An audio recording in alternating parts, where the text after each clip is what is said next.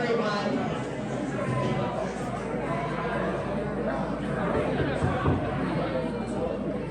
Hello, everyone.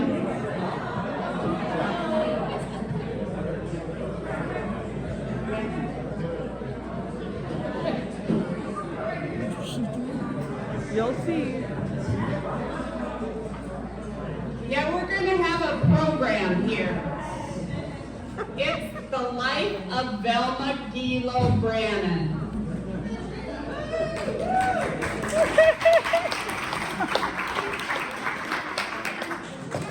And we have a couple different times of her life that we're going to portray. And so we have a few of her family that are going to fill in as Velma through her ages of life. Do you want any sugar? So I'm not sure if they're ready yet. They are ready. So we first of all want to thank you all so much for coming. This has been a great time preparing for this event. My mother has been dreading this. She said we did not need to have a party, but she finally agreed to it. So she says it doesn't need to be a big deal. But I said 90 years old is a big deal. It is a big deal.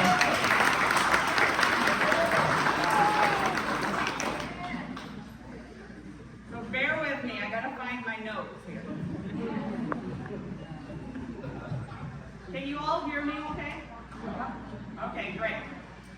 Okay, first of all, Velma Nadine Gilo was born July 18, 1933, at the country home of her Uncle Pete and Aunt Bertha Cockworth.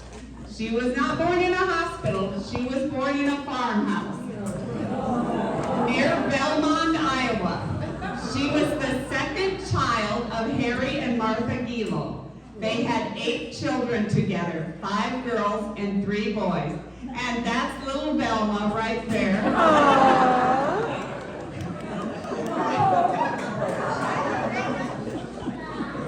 Thank you, Velma and Martha.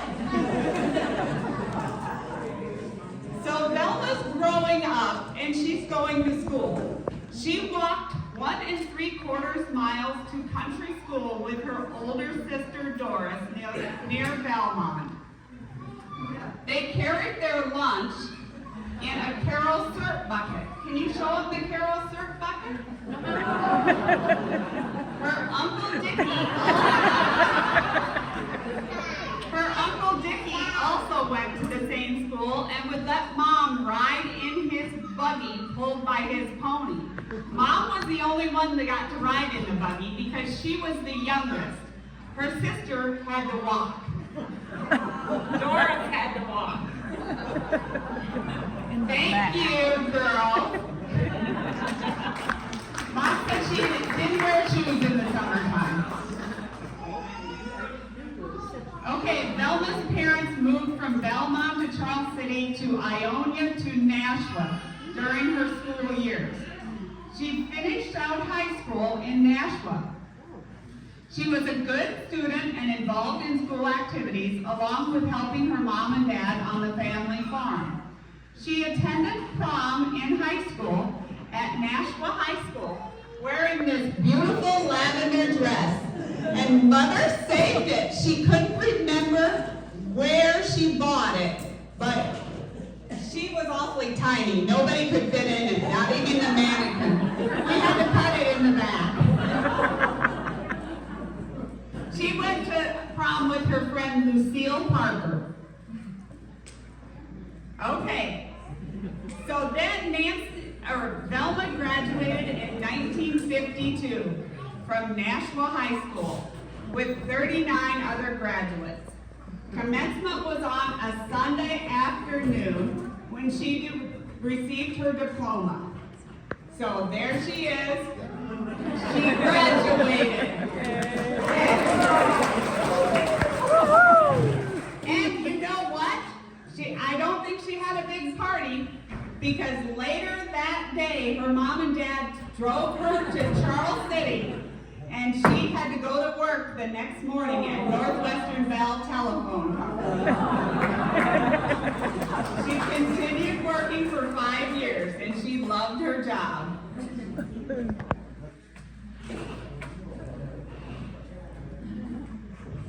Velma's youngest sibling was born after Mom had moved away from her parents' home. And that youngest sibling happens to be here today.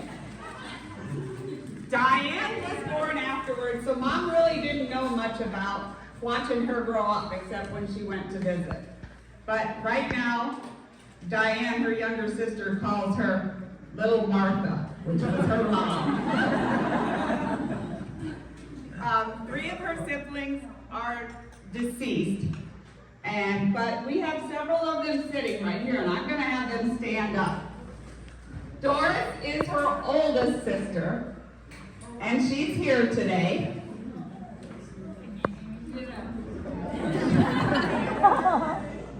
She don't have to stand up. And she celebrated her 90th birthday last year. And then Velma was next in line. She had 2 brothers, Elmer and Roger, and they've passed. And Melba, her sister, has passed also. But the last 3 of the order are here today. Judy came all the way from Colorado, and it was a surprise. And her brother Donnie lives in Mason City. He's here with his wife Patty today. And her little sister Diane is here, and she lives in Sheffield. Thank you all for coming. So Velma continued to get older, and she worked at Northwestern Bell for 5 years. She was on the bowling team, and you might have seen her bowling shirt over on the table over there. She loved being on the bowling team, and she had a lot of high scores. She would clip them out of the newspaper, and I've seen them before in all of her stuff, but I couldn't find them for this event. So, anyway, got 2 people I'd like to have you mention here too. Okay. Velma's got 2 classmates from her graduating class here. Oh my goodness. Yes. Marjorie Strike, if you could stand up. She came from Walk On. She traveled from Walk On today for Mom's birthday.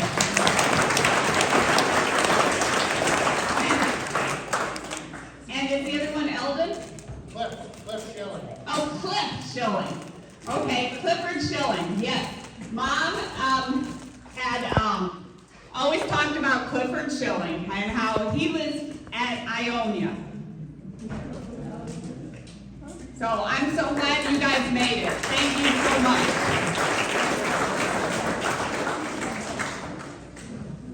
Okay, so Mom was working at Northwestern Bell, and she used to take, they used to have something going on every weekend, her and her girlfriends. They were so busy. Well, she took a big trip with one of her friends. She went all the way to New York City. Ooh. And they left town and they took the train and headed to New York City. And they saw the Statue of Liberty. She saw the Statue of Liberty, and they got to watch the Rockettes.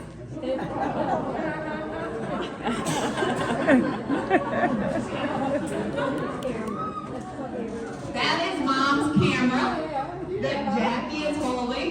She used to take pictures all the time with that camera. And we had to stand still, probably pose for 5 minutes for every picture because she had to get the flash bulb in there, and it took forever. And Josie is wearing one of Mom's dresses that she wore when she went to New York City. That's so pretty. Wow. And Josie's also carrying Mother's suitcase. Yeah, it's got her initials right there on it. So. And the Statue of Liberty has come to green today, so.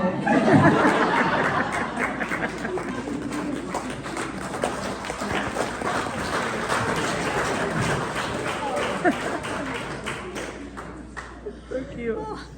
Then Velma met Emmett Brannon through mutual friends, and they started dating. The story was told when Velma walked into the room where Emmett was, and he saw her.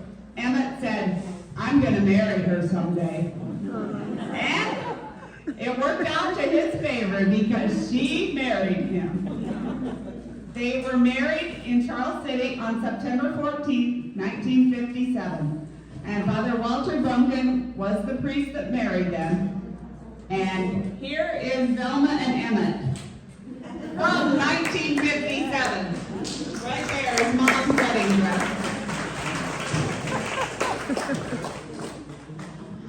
They started their married life on the farm, which is still owned by the Brannon family, 3.5 miles northwest of Greene. The house did not have running water or a bathroom. As the years went by, those updates were made. Velma planted and raised a very big garden every year. She harvested and canned all her produce to feed the family. She was a great cook and enjoyed baking for her hungry kids. Way to go, Velma!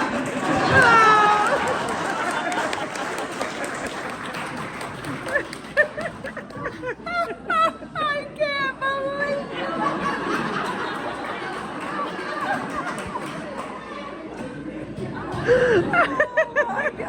This is so fun. In 1958, they started their family as Michael Emmett was born. It was a joyous time to have a little baby boy. And then came Patricia Marie in October of 1960. Jacqueline Annette arrived in 1962.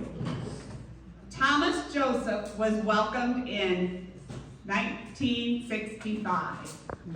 And look at that, little Michael is sleeping.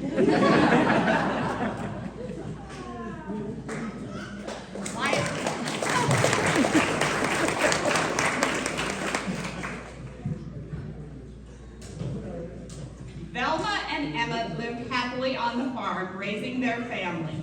They enjoyed farm-all tractors, horses, milking cows, raising hogs and chickens,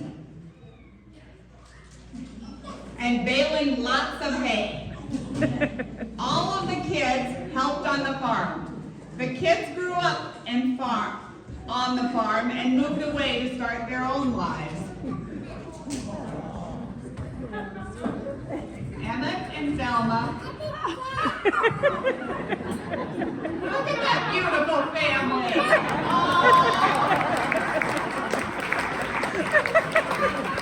They are picture ready, aren't they?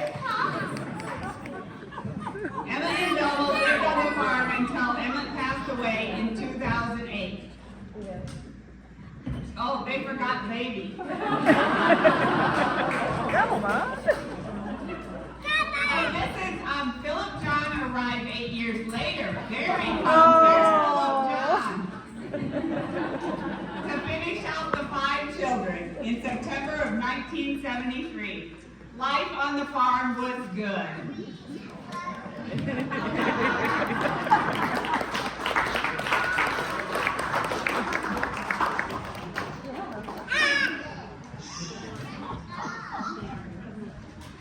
Besides losing her husband, her parents, and 3 siblings, she also lost her son Tom in 2011. her son-in-law Mike Kramer in 2021. In 2016, a tornado destroyed many of the buildings on the farm, including the barn.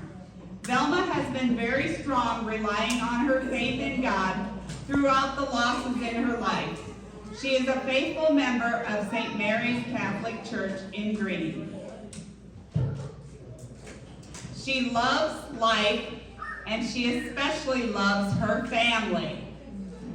She had 5 children, 11 grandchildren, and 11 great-grandchildren.